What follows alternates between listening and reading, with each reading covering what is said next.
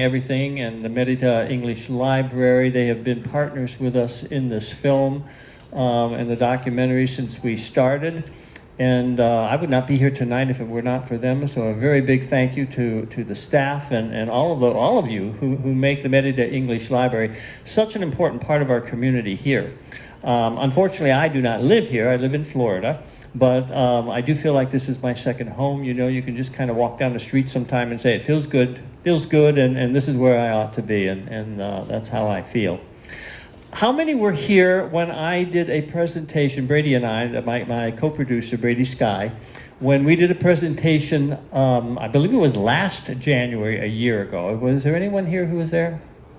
Just a few of you. Okay. Well, let me give you just a little bit of background then, so I can kind of bring you up to pace here as to what we're talking about. And if I were to give this presentation, this talk tonight, which I'd like it to be informal, we'll have a Q&A time afterwards, so feel free to make some mental notes of some things that you'd like to ask or further clarification or something that sparks your interest. If I were to give this talk tonight a title, I would call it Reels and Reflections. And the reels part, of course, goes along with what we actually did in terms of the filming, tell you a little bit about that, maybe of interest to you, particularly if you have some Hollywood folks coming in the future, as to what actually is involved in making a documentary from the technical aspects of filmmaking. And then I'd like to focus also on what came out of that experience that we had and some of the reflections, and then share a little bit about where we're going to go from this point on, the direction that we'll be taking, and how the film has really laid a foundation for further work with the Maya. So just to give you a quick little bit of background, just prior to the pandemic, my wife and I came here as tourists to visit Merida and to visit the Yucatan. I had read some interesting books about the Maya, and it was a culture that I really knew nothing about. I grew up, and the only education I knew and had about them was that they were basically an extinct people that had a bunch of pyramids in Central America and Mexico that for some strange reason they abandoned, and they practiced human sacrifice. That was the only thing I basically learned about the Maya. And I had begun reading a book, I think it was called Jungle of Stone or something, about some men who began to do some work with looking at some of the Mayan ruins. And then, of course, I got into Stevens and Catherwood and some of the others who have archaeologists and their accounts who had done some work with the Mayans. And so we were fascinated, we came as tourists. Well, make a long story short, we hired a local Mayan guide over in the Valladolid area, and he was a native Mayan, and his tour industry was called Eco-Mayan Adventures. And when we hired him, it was a very, very interesting tour. And I remember that he and his friend, one of the workers who worked with him, gave us an excellent tour of Ekbalam.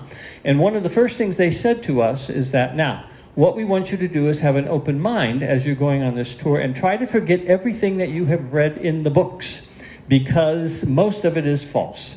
We will show you and we will present to you our Mayan history based upon what we were taught by our families. And so it'll be a first-hand information and first-hand tour. And as they did that, which they did an outstanding job, they also began to show and make some comparisons between what they had learned, what was reported in the books, and what really actually happened. I befriended them, and then pandemic struck, and of course that put the kibosh on any further travel at that point in time. So I had received an invitation just prior to the pandemic to go and actually visit them and spend some more time in their villages if I was interested in doing that. So during the pandemic, I taught myself Mayan. And then what else do you do for 2 years, right? And when the pandemic was over, I got back in touch with them, and they began to they took me to their villages, and they began to show me the Mayan way from the inside out. I was blessed to have the experience in the villages of Coba, Punta Laguna, Laguna Chabela, and Nuevo Durango, meeting the people, We connected very well. They ended up adopting me as an official Mayan. Took me through a ceremony, which was just a blessing and a fascinating experience. And they gave me the nickname Lencho. So Lance is a little bit hard for most people who don't come from an Anglo-Saxon background to pronounce. So here in Mexico, I'm usually known as Lencho. Among the Mayan, though, I am known as Suku'un, which basically means big brother. And so I was so enthralled with what was going on in their lives that I had watched a video by Brady Skye on one of the YouTube things of some travels that he and his wife had done in Belize. And I just wrote him out of the blue and said, I think you might really be interested in what we're doing. Would you be interested in coming to do a film on them? Make a long story short, we finally connected. And in January of 2023, last year, Brady and I and a team came over. Justin Wertala was our photographer, cinematographer. And we spent about 10 days to 3 weeks with the Maya filming their way of life and going through the process going through the process with them of their attempts to maintain their ancient ways and their ancient culture in the face of encroaching globalization and in the face of, as many of us have experienced, the mentality that what went on in the past is no longer good or necessary. Even though it worked, let's look to the future, even though it may be uncertain. And so they were very interested in trying to maintain their identity and their ancient ways so that their people would not basically have to leave the villages and look for work in Cancun or some of the bigger cities, because as they began to do that, it began to destroy the social structure of the Maya villages. The men pretty much left and the kids left, and there's so much family ties there that it were beginning to break down. So it was the heart of the people that we hooked up with, Herberto Canul, Jose Cahum, Rene Canul, and a young friend, Bernardo, to basically take and create a venue in which individuals could learn more about the Mayan way and provide them with an immersion experience so that they would really learn to understand the culture and hopefully would be able to appreciate that culture. So in January of 2023, we came over and began to spend the time with them and film some of the things that they were actually doing. It was very interesting.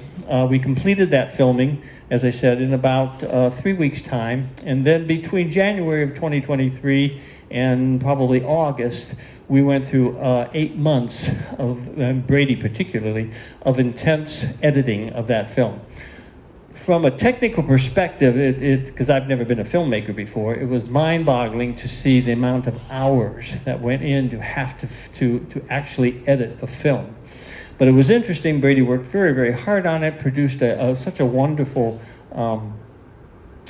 masterpiece in terms of this, that as he began to make some contacts with other people, just telling them what we were doing, it began to catch on to the point that a number of professionals in the film industry began to take a deep interest in what we were doing and began to offer their services to us. We did this on a no-budget effort, I guess. No budget, how do you call it? No budget program, you know. It was basically out of our pockets and out of the pockets of a few people who caught the same vision as we have.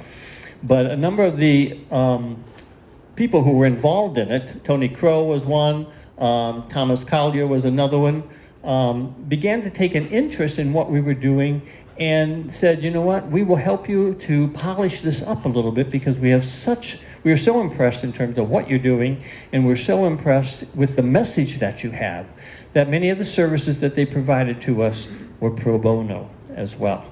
And so we were very, very happy in terms of how that all turned out. Thomas Crow did the Tony Crow, I'm sorry, did the sound mixing. He worked on films like, I believe, Mission Impossible. I mean, some of the big ones coming out of Hollywood. And Thomas did some wonderful things for us in terms of the animation and that as well. Justin, of course, was a cinematographer through that. So they caught the vision that we had, and initially our attempt was simply to capture on film what the Mayans were doing to try to maintain their ancient ways. In Mayan, it's called Uchben Kushtal, the ancient Uchben ways Kushtal, or ancient lifestyle.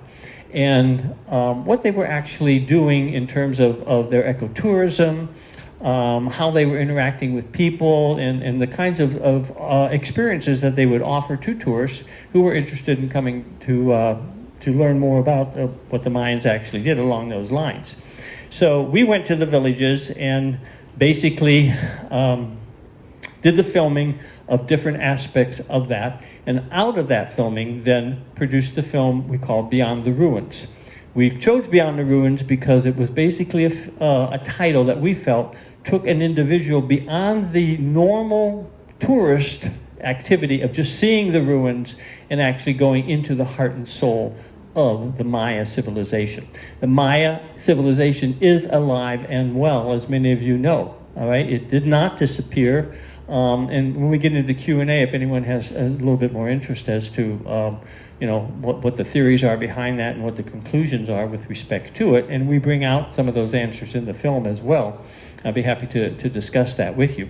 But what I would like to show you tonight, before I actually get into some of the reflections part, is the trailer that we've produced.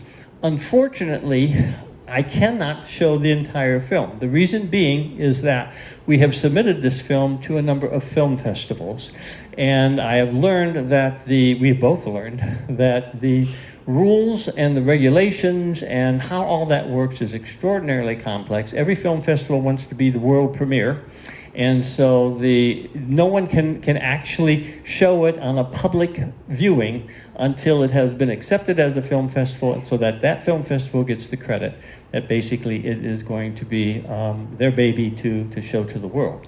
However, I can show the trailer, and once we are accepted at the film festival, and I'll talk a little bit more about that in our part 3 here. Once we're accepted to that, then we will be able to make the film available for public viewing.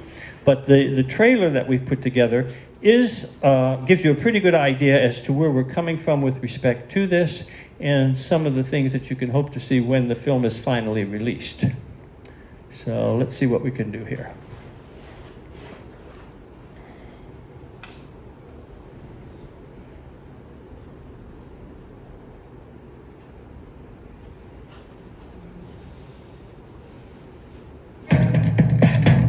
What if I told you everything you know about the Maya may not be true? I used to think they were just an ancient civilization that mysteriously disappeared. I was wrong. I have traveled to a land where the Maya still exist. And they have shown me the truth. What began as a vacation to visit Maya ruins in Belize and Guatemala eventually led me into the lives of 2 indigenous Maya families on Mexico's Yucatan Peninsula. Coba is the second largest city of the ancient Maya world. Although hundreds of thousands of people visit here each year, most remain unaware of a profound truth. The heartbeat of the Maya, contrary to popular belief, is far from silent. They persist, subtly woven into the tapestry of the present, a living testament to their indomitable spirit and enduring heritage. Through getting to know the people in the jungle of Coba, not only did I discover the Maya are alive and well, their indigenous way of thinking could be the key to unlocking a more interconnected future. Come with me and journey beyond the ruins and into the heart and soul of the Maya. Transcend the boundaries of history and embrace a living connection that has the power to transform our understanding of the world.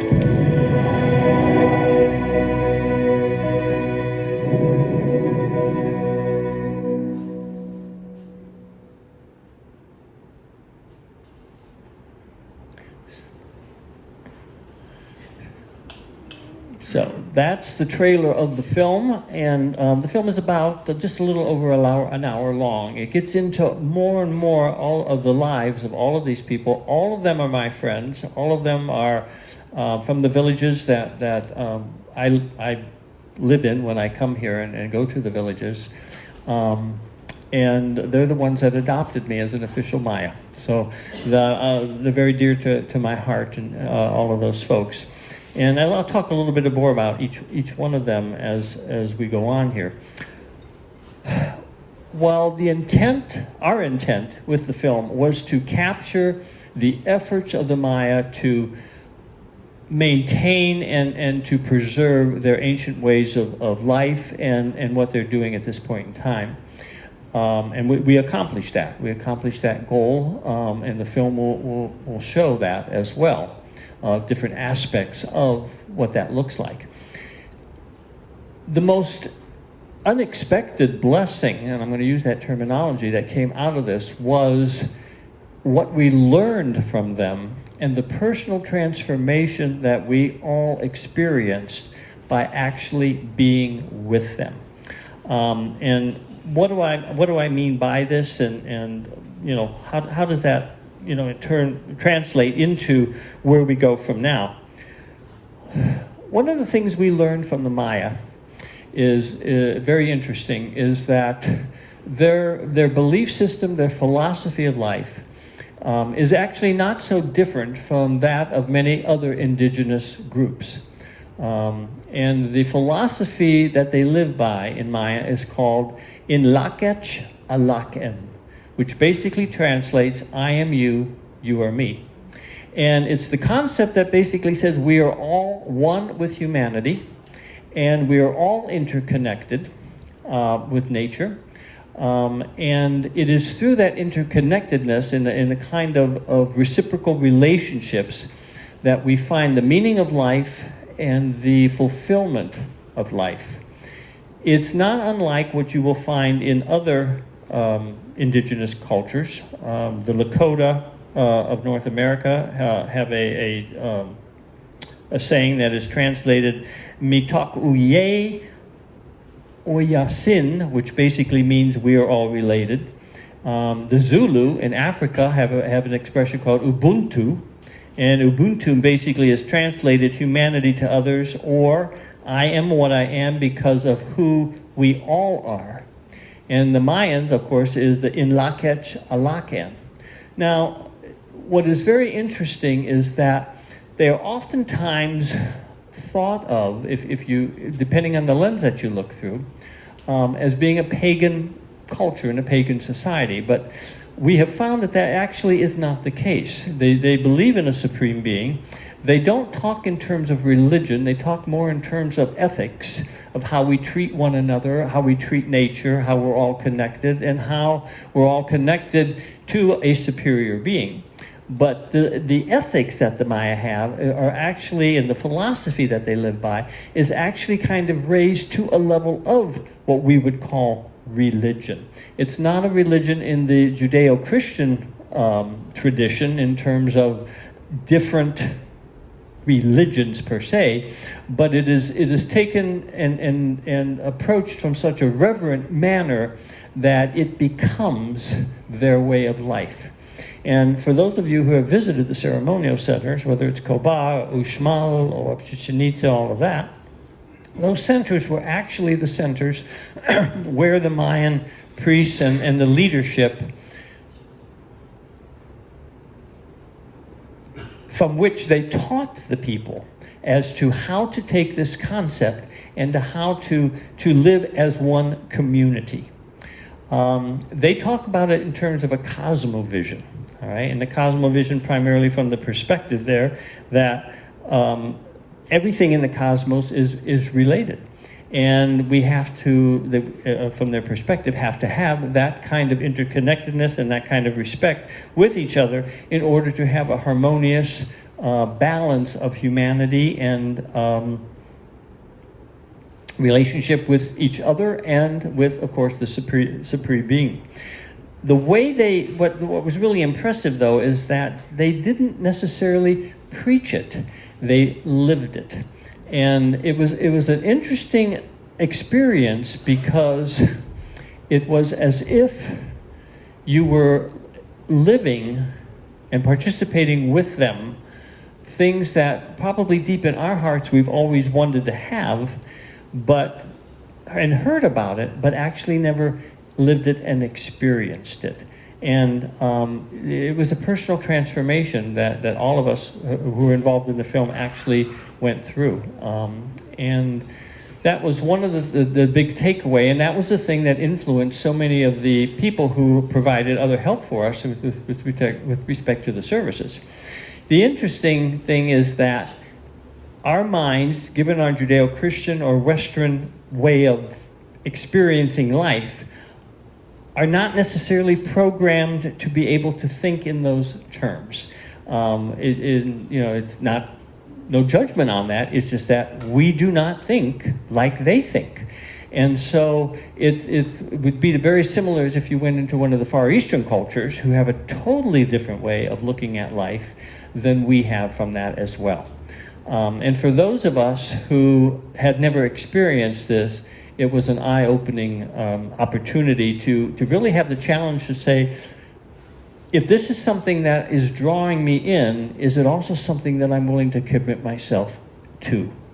And that was something that took away from us. As Brady and I began to do the editing and put the film together and all of this, and the film actually, I was very, very, very happy to see, actually conveys that personal transformation and draws the viewer into that process, so that our hope is that those who see the film will also come out saying, I felt it. I just didn't see it, I felt it. And that's our hope and our prayer. So what's next, and where are we going to go with this? And at what point now, do we take and look at this? Well, a couple things that have really come out with it is, number one, as I said, the film. The film is finished. We have submitted it to a number of film festivals. This was a very interesting cultural experience as well. And the reason for that is we found that there was a definite difference in the film festivals that paralleled the experience that the Maya have with respect to tourists. For the most part, and this is just data, no judgment, just data, okay? For the most part, 90% of the tourists who come to participate with them in their Eco-Mayan tourism and want to learn about the culture come from Europe. They do not come from America.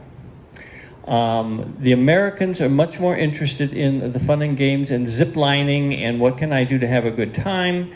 The Europeans, and primarily it's the French, come to learn about the culture and to experience it.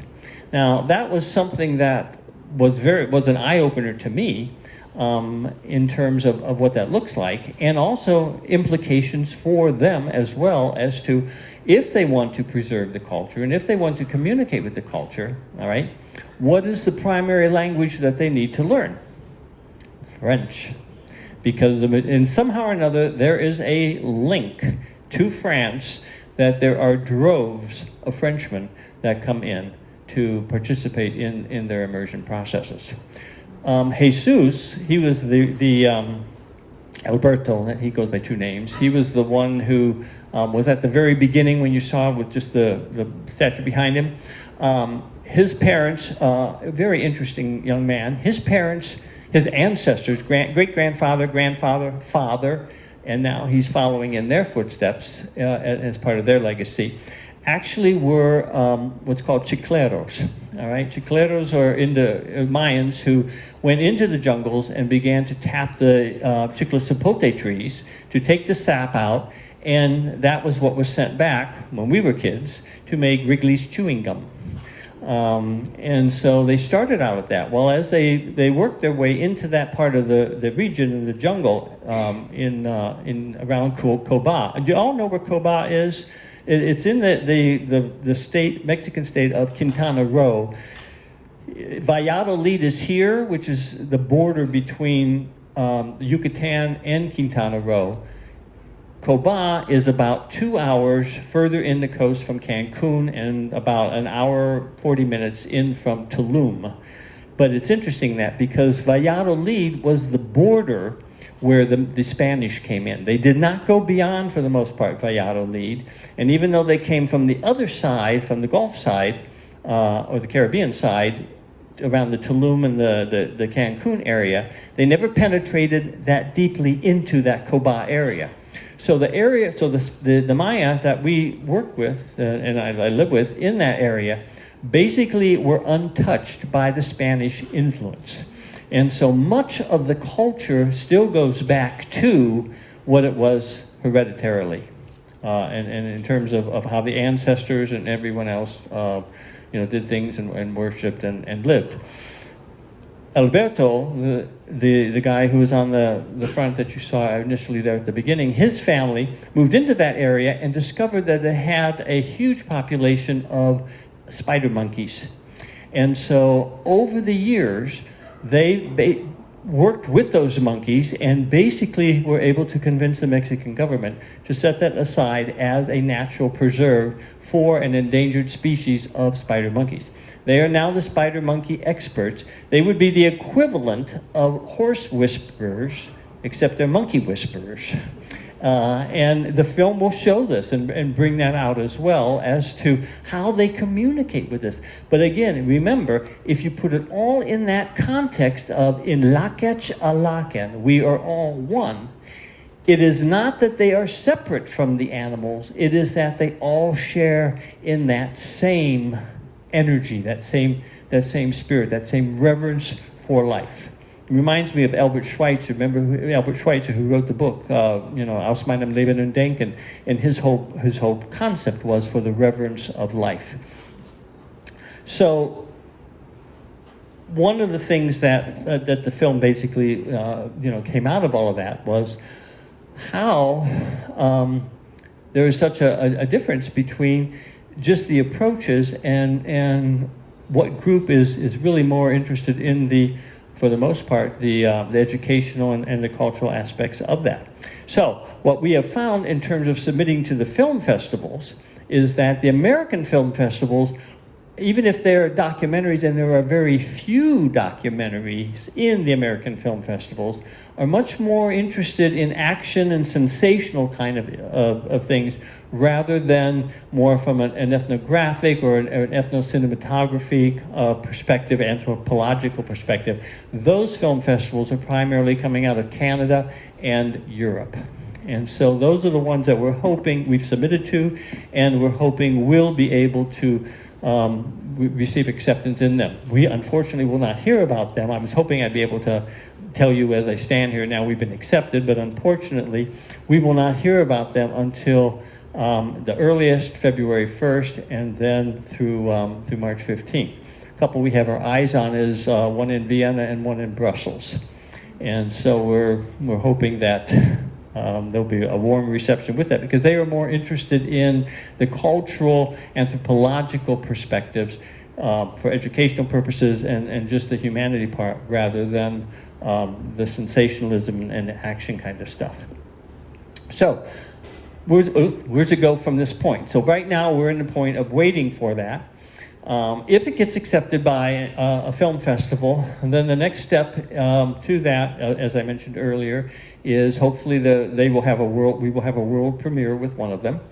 And then what we would look into would be the possibilities for some distribution. It's a kind of film that you might be able to find more on PBS than you would on some of the others. And we have some contacts in Europe as well that we're hoping will be able to help us along those lines for distribution. The other thing that we want to do and use that along the line, though, is for educational purposes. And what does that actually look like? Well, because it presents an aspect of the Maya life that most people are very unfamiliar with, we're hoping that as part of the distribution, we might be able to get it involved in some type of an educational program to be able to teach about the lost civilization, because as I said, most, or at least let me speak for myself, I grew up only thinking it was a dead culture, bunch of ruins that didn't amount to anything, and then they were all human sacrificers. One of the things we learned was that the Maya civilization actually began in the Guatemala area and migrated and moved up from the Guatemala area around where Guatemala City is into Tikal. You have Copan over in Honduras, and then you have Palenque, which is more in the Chiapas area. There was a steady migration, and part of the reason for that migration had to do with the fact that, yes, there was deforestation. But again, if you think in terms of how the Mayans think, it wasn't that they deforested and then disappeared. It was the respect for the forest, that they knew that they could not stay there, and so they had to move on. And it was actually a programmed way of migrating in order to help preserve the natural environment and what was going on. Because, of course, they knew immediately the jungle would take over again. And so it was really a migratory move that eventually went from Guatemala into the area around Belize and southern Mexico, and then finally into our area here into the Yucatan Peninsula. Very, very planned. Another interesting thing that kind of goes along with that, with respect to Mayan astrology and that whole cosmovision, is, as you all know, I'm assuming we all know, at least we know a little bit about this. There's such depth to it that I'm constantly learning new things. The Mayans were very big on astronomy. They had their own calendar, they had their own counting system. They were very, very, very advanced, and were considered to be the most advanced in the Mesoamerica area. I read an interesting concept of how they looked at history, and it kind of goes in with that whole concept of migration as well. They didn't wait for history to happen. They would predict what would happen, and then their lives were directed to the fulfillment of what they predicted would happen. So it wasn't like a linear kind of thinking. It was more of, this is how things are going to turn out. And so it was kind of an organic, dynamic way of living out that prophecy. And each prophecy was contained within a certain period of time. It gets real complicated. Certain period of time. Once that period of time was basically fulfilled, and history was fulfilled as they knew history would be fulfilled, they were then ready to move on to the next level. And so all of that kind of tied into that entire migration to further north. With respect to the human sacrifice aspect, and again, this is very, very interesting, the Maya always were, at some point or another, influenced by outside groups, all right? And one of the ones that particularly influenced them along the lines of human sacrifice was the Toltecs, which came more from central Mexico. They were the ones who practiced human sacrifice. Now, as the outside influence would come into the Maya way, all right, then of course there was a mixture as to what was going on, and again, depending upon where they were and at what time that was occurring and everything else. So the film also brings up this and clarifies some of those misconceptions, not only with respect to the fact that the Maya did not disappear, but also with respect to the fact that the Maya did not participate in human sacrifices. So it's a very interesting perspective, and that we hope we'll be able to use for educational purposes as well, and try to clear up some of these misconceptions. Now, as far as we're concerned, to bring it back down now to our reality here, okay, one of the things I have really, I've become very passionate about this, and really have kind of become an armchair Mayanist in the sense of wanting to help share, what they're doing, how they're doing it, and to clear up some of these misconceptions, and to help invite other people to be part of this journey with me. Because it's really a very fascinating journey that one can take. And for those of you who live here or visit here frequently, I hope is that it'll put a different perspective on where we're actually at. And most of the people that we see working in the hotels and the restaurants here are all Maya. The hotel I'm staying in right now, the night porter is Mayan. It's just great to be able to go into and speak Mayan with them.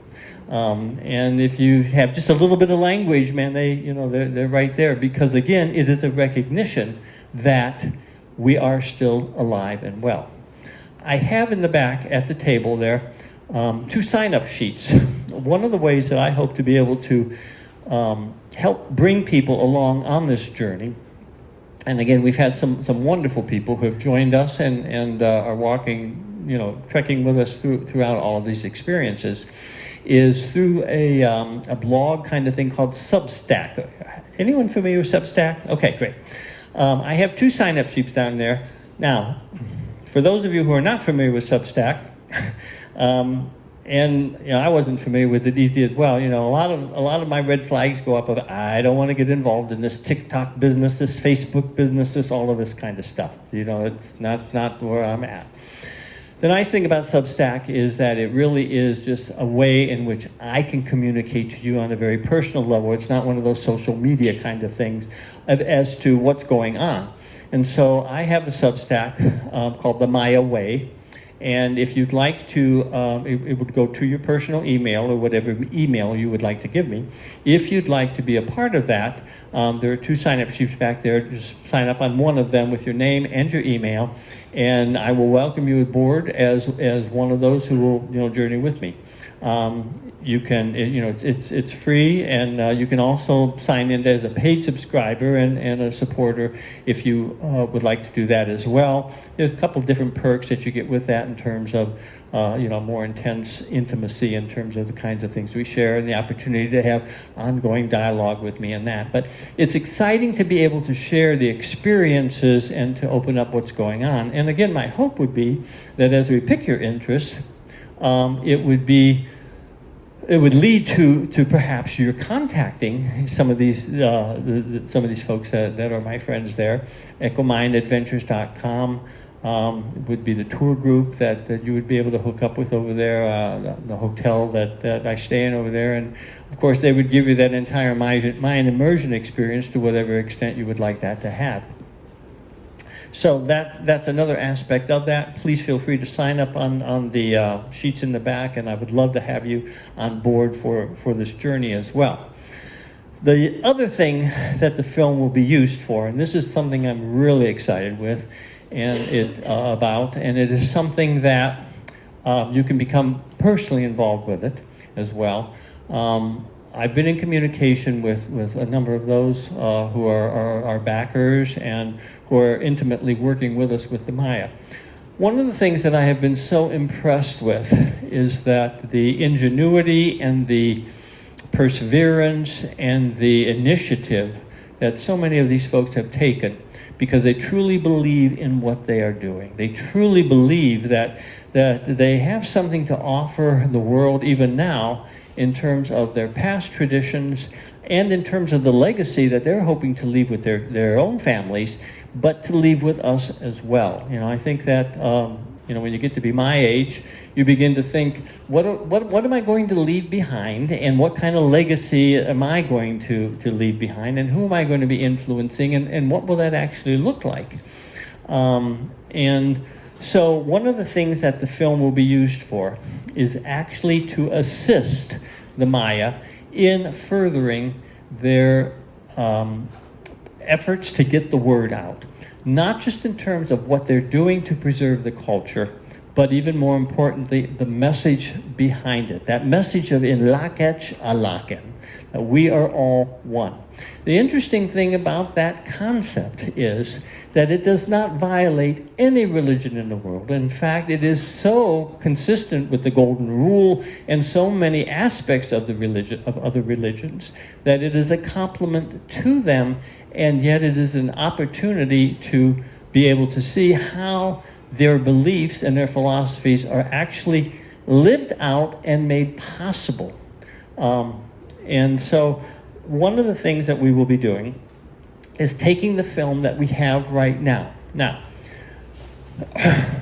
as I said, all of these people are my friends, and one of the young men there, and I think you might have, I know you've seen him in the picture there, his name is Jose. This is actually his family up here right now. This is his wife, and this is his sister-in-law, and this is Jose's mother. Jose is a young man there who speaks at this point in time only Spanish and only Maya. Okay, however, his dream is to be able to learn enough English and learn enough French in order to be able to communicate this message to the tourists who come in to his village to visit without having to go through intermediaries. Okay, so Jose and I have been working together. I've been mentoring him. And what we will use the film for at this point in time is to use it as a training for him to learn how to present his message in English. And so the film has all subtitles in English that we will use as the text for which to teach him. I've taught languages before. I've taught Spanish, I've taught German, I've taught Maya. I know how to do all that. So I will be working with him on actually how to pick up enough English pronunciation and grammar using the text and the subtitles from the film so that he is able to make his presentations on his own. Our goal then, okay, between now and July, I'll be coming back in July. I'm coming back every 6 months. Our goal in July now is to then take the film and take all of those English subtitles and now translate them all into French subtitles. And then what we will do is use the same film. He'll be able to hear what he's saying in Spanish. He'll be able to read it in French. Alberto, the guy right at the start, the beginning, is fluent in French, that they'll be able then to work together and will be able to communicate this in English, French, Spanish, and Mayan as well. Now, how to make this all possible? I've been in communication with Jose, and I'm going to be leaving tomorrow to spend 10 days in the villages with them. I want to see if I can just bring up Jose's picture here, because I want you to see this young man. I'm going to fast forward this, but let me see if I can find. This is Jose. Yep, you lost him. There he is. Whoop. Did you see him? Ah, you got him. That's Jose. All right. I'm still intimidated by all this stuff. I don't know. But, that's Jose. Okay. I've been mentoring Jose, and you know, what an act of love. Jose has built me my own palapa, my own thatched hut with my own private bathroom, so that when I go there to live with them in the villages, I will be able to be right outside his own palapa, and that I'll be able to use my palapa as our classroom and sharing life with them. You know, I'm on a daily basis right there in their village of Laguna Chabela. The villages that you saw there with the ducks and chickens running around and all that, that's the village that I'll actually be staying in. That's one of the villages that when people go on these immersion tours, they have an opportunity to visit that village. So, I've been in communication with Jose, and what we would like to do is to get him hooked up to the internet. And if he can get hooked up to the internet, he will be able to not only use the films that we have, because they're on, you know, you can stream them and all that kind of stuff. He'll be able to hook up to that, but he'll also then be able to hook up to other services that are through the internet to help improve his English and his Spanish. So I've asked if we may, for those of you whose hearts are moved and would like to be a part of all of this, we would more than welcome to take any donations that you would love to offer to give to Jose and the work that we're doing there. There's a little basket by the sign-up sheets as well. We basically need 3,000 pesos in order to get the antenna for the Wi-Fi, and then the rental is 500 pesos a month in order to make sure that that continues to run. So if any of you would like to be a part of this team and the journey with that, any donations that you would give tonight toward that specifically would go 100% to Jose and the Mayans, and primarily to get the antenna up and to make sure that they have that internet access. Anything else that would go beyond that, then Brady and I would use to make sure that the subtitles and the film can be translated into French for them, and whatever resources they would need in order to do that would work as well. We have done all of this with the firm belief that God's work done in God's way will have God's supply. And so we have learned so much from the Maya. They have become a way of life and part of my life. And I would like to extend that invitation for them to become a part of your lives as well, to whatever extent you would love to journey with us on this. Scott has been gracious enough to invite me to speak here every time I come through, whenever I come through, and so I'm hoping that whatever relationships we begin to establish here can be a long-term, and I do hope that some of you will consider going to visit my Maya there in the Quintana Roo area around Coba. It'll be a life-changing experience for all of you. So I will now entertain any questions and hopefully have the answers for you that you may have. Yes, sir. You mentioned earlier that the Mayan culture is still alive and well. What kind of population numbers exist in, let's say, the Yucatan and Quintana Roo? There's about 1 million Maya here. 1 million Maya. Mm-hmm. And their first language is Mayan. Their first language is Mayan. And so, not too different from the indigenous that many people in North America, went through when the Spanish came in. They did everything they could to try to eradicate the Mayan culture, including the language, forcing them to learn Spanish and all that, prohibiting the use of Mayan in schools. A lot of that has changed now over the years, but we have a very strong Maya population here in the Yucatan, and very strong Mayan language base. Yes, sir. Approximately what year were the last pyramids built in, let's say, the They go through what they call 3 different periods. The pre-classic, the classic period, and the post-classic. Most of the ones that we see around here are of the post, here in the Yucatan area, because remember, they started the migration down there in Guatemala and then worked their way up. Okay, so the ones in Guatemala, Tikal and all that, go into the pre-classic era. Our era is more in the post-classic, which would be somewhere between 250 AD and 900. So what you see here in Chichen Itza, Mayapan, and all of that would be more in that area. Coba is one of the older ones, because it was the second largest Maya city in the entire Maya area. The Mayas didn't have a civilization like an empire like the Incas did. They were more like city-states like you had in Greece, every little Troy and Sparta and all that, little individual city-state. They were always warring with one another and stuff like that. But interestingly enough, there's another interesting point along with those pyramids. Huge Maya population here, about 1 million, okay? All speak Yucatecan Maya, all right? There are 33 different Maya languages, somewhere between 33. They're not different dialects. They are distinct Maya languages.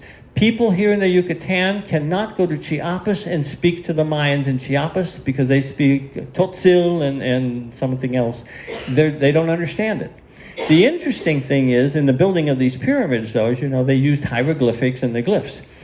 That would be the equivalent of what we would think of in terms of Chinese characters. Even though in China you have different dialects, you have the Mandarin and the Sichuan and all the others. But the glyphs or the characters there, everybody can read. Well, that's exactly the same with the Maya. So even though they had all these different verbal languages, the glyphs is one of the things that united them because it wasn't based on phonetics. It was more of a visual kind of, picture thing, so they could all read that. Got another question. I like this guy. Okay. This might be a silly question, but with 1 million Mayans here in the Yucatan and Peru, why aren't they building any more pyramids? Well, that's a good question. The way it was explained to me is, as you well know, when the Spanish came in, again, almost all of the pyramids that were here were torn down and were used to build the Spanish cathedrals. Alrighty, and so even if they wanted to build a pyramid, there's not a whole lot of popularity in having that happen. And there are some churches that I've been in around the Yucatan where you can actually go in and see, some of the stones in the walls where you can actually see some of the Maya glyphs in there and the writings in there, because they basically, even here in Merida, where the plaza is and the main cathedral, there was a huge pyramid. It was all destroyed and used to build the cathedrals, and that happened all over the Yucatan. Yes, ouch. Yes, ma'am. We're going to move this thing. I'll move me over. Yes, ma'am. Speak a little bit about the women's textile traditions? I love that. One of my dreams is to go to Chiapas and look at that textile tradition. Because for those of you who are not familiar with it, again, every Maya group has their kind of their own speciality in terms of what they do. Here in the Yucatan, the majority of the Maya women do sewing, costura they call it, or bordado, all right, which is the embroidery kinds of things that you will see all of the Maya women wearing their white dresses and their embroidery. Restaurant Chaya Maya, El Museo Gastronomico, they all have those. They do more of the bordado and that kind of stuff. In Chiapas, very interesting, the different villages there are much more, and in Guatemala, are much more into the actual textiles, where they weave into the textiles their traditional histories. And in Chiapas, the different towns there, Chamula, Zincantan, some of the others in that area, they will have specific, you can tell where someone's coming from by looking at the textiles that they're actually wearing. And, everybody has a Saints' Day. When those Saints' Days come around, it's a big thing to be able to do a variation, if you will, on a theme to see who can outdo each other in terms of the kinds of textiles they produce. I would love to go there and see how that, the tours, there are tours that you could do that, they're quite expensive, like $3,000-4,000 a piece. That gets a little bit pricey. And I would just love to go and hire a tour guide and go to the villages and start looking into that myself. But yeah, fascinating. Yes. And now we're going to come to this lady, all right? I'm very grateful for the talk that you're doing tonight. I've been curious since Mom and I have been coming. Thank you. Mexico about the Mayan people. But as you were talking, you started to speak about how their ways are not our ways. And you also mentioned how we, in our American education, were taught that they, were a far gone history. Mm-hmm. My question, or my challenge for curiosity, is maybe that may have protected them and kept their culture what it is, because we did not know they were here. And the way that we are is not of appreciation, but more of what can I get. And I'm wondering what responsibility do you have to make sure that this knowledge is not consumed by our ways? Is not consumed by? Our method of taking. Yeah. Oh, but that is an excellent question. That was one of the fears that we had in producing this film. And now with the Maya train choo-choo-chooing all over the peninsula, and how can I, pardon me? Not yet. as of yesterday. And some of the more unwelcome elements, let's say, that's going to capitalize on some of that kind of stuff. Excuse me. Excellent question. And when Brady and I produced the film, that was one of our concerns: is are we really producing something that could become their downfall? Okay, now, and that was one of the things. Where do we go from this point on? Okay, part of my task that I will do as I go to the villages next week, okay, is basically to encourage them in what they're already doing. They're quite successful, and the film is beautiful as well because Alberto, particularly Jesus, I know him as Jesus, but kind of professionally, he oftentimes goes by Alberto, just like I go by Lencho or Lance, depends on what the phase of the moon is.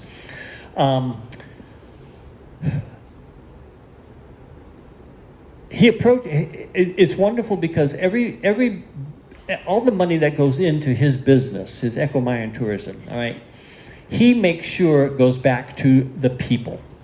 And he will say, actually, in the film, I'm rich. I don't, if I make an income from this, that's great. But, the money's all going back to the people. I believe it's that mentality that they have, and the people the team that he has brought together all share that mentality. The Cahoons, Jose and his family, they all share that mentality as well. And so I don't believe that they personally will be affected by this. Now, it's interesting, though, because they have a lot of challenges coming from other people who want their commission if they bring people to them or something, I mean, let your imagination go wild, and that's what's going to happen. I want to kind of guard what I say because it's just enough right there. But I believe that their convictions are strong enough and their integrity is strong enough. I do not question that at all. That with the encouragement and with the kinds of things that we're trying to do in terms of the languages and helping them with the internet and the antenna and all of that, that it will give them enough reinforcement, enough encouragement, enough confidence to say we're on the right track, and let's continue with what we're doing. And I believe that they'll see the fruits of those labors. The reviews that come out are just wonderful now that I've been working with them for a couple of years now on developing that immersion experience as well. And the people are really beginning to have their neural pathways rewired to think, wow, I can really, it's because again, coming from our culture, which is primarily individualistic and immediate gratification, and what can I get for a fun thing? I live in Florida. The money that goes into Disney World and what people pay for that for 6 hours. My kids go oftentimes for there, and how many rides did you ride? Well, we rode 4 rides, and we were there all day because we waited in line. Only had to wait 2 hours in line. I'm thinking, jeepers, I can't wrap my head around that. But again, it's a different kind of programming, and if you begin to experience it, you begin to see things through a different lens. So I'm hopeful with the group, and I'm hopeful that as others see that, it's kind of like a reverse.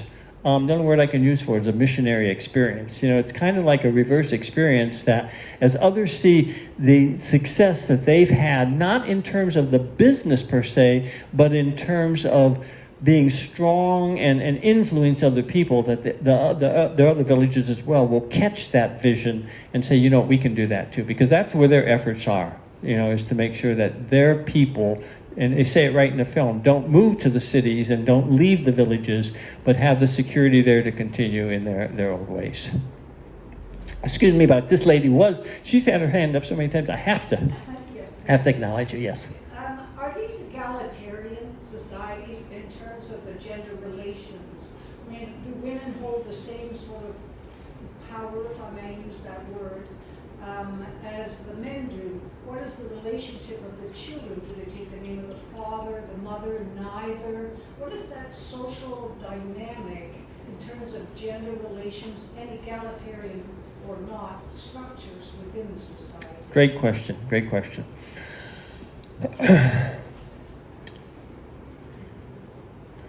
Now, I can't speak for everybody. I can again speak for the people that I know within these villages, okay? So it's a microcosm answering of that question, okay? One of the things that I have been very impressed with respect to the Maya families that have adopted me and that I work with there is that it is egalitarian, you know. It is very much a system in which the families work together, the husband and the wife work together, they get the kids involved together. It is teamwork. Now, that having been said, each one kind of has their own little niche, if you will, as to what they're doing, okay? Jesus's, Clash Alberto's family, for example, the father is the monkey specialist, all right? And so he's the one that has a lot of the contact with the outer world, you know, in terms of working with different universities and stuff like that. The mother, on the other hand, has taken a more traditional role in making sure that her daughter and she talks about this in the film, learns the cooking and the cleaning and the sewing and all of that, because, again, not only will she have the independence to be able to take care of her family, but that's part of their tradition. So you kind of have a system there where they work together, but they work together not only for the family, but they also work together to maintain the traditions of what's going on. And at the same time, there isn't, within the whole concept of how the Maya villages operate, you know, they have, it's called an ejido. They have a council, you know, a village council, and who serves on this, and those decisions are all made and all shared together with respect to that. It becomes complicated. Some of it is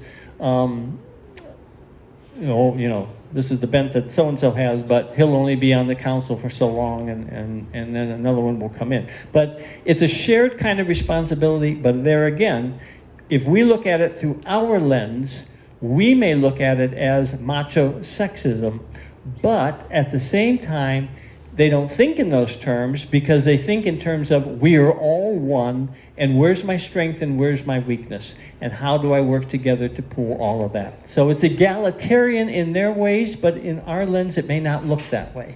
So in these councils, are there an equal representation of men, women, children? Not the children. Yeah, not the children so much, because you have to become kind of as a certain age, okay? I don't know that answer, to tell you the truth, with respect to female representation on there, but I do know this, that the men I know who are on there, let's say this, their wives provide a bit of counsel as to how things should be run. And so there is a lot of that input. And in the families that I work within, the women are extraordinarily not only resourceful, but influential in terms of how the family operates and how that family operates within the village. I'll give you an example, if I may, all right? In one particular village, there was a lady who had a very strong skills with the bordado and stuff like that. And an outside group wanted to come in and wanted to have her work for them. So they were going to promote her and stuff like that. However, okay, she was very powerful. No, forgot that. It wasn't that she personally was powerful, okay, but she presented to them the fact that she cannot make a decision in and of herself with respect to them working just with her, because she was a part of the entire cooperative that was working in that village. And so if they wanted to work with her, all right, as a representative of the cooperative in that village, her aspect of that, they would have to work with the entire cooperative. And that's one of how they sell. On the monkey preserve, for example, they take turns. And so all the women in the village do the costura and the sewing and the bordado and all of that. They all have different days that they can sell their wares and everything, but they all work as a team. And so again, you have that they may not be on the council that necessarily serves the decisions of the entire village, but they are a part of a cooperative that for where they're working with, it's part of how the entire village operates. Does that make sense? Yes, it You know, I know I'm kind of talking around in circles, but again, in a sense, we don't think that way. It's just a different mindset as to how that all fits together. Yes, sir. Lance, we've kind of run the end of our period here. Okay. Nevertheless, I know that Lance has agreed to stick around to answer any and all questions that you may still have. In the meantime, thank you for your presentation. It was great. Thank you. And Thank you very much. Thank you very much. Pleasure to be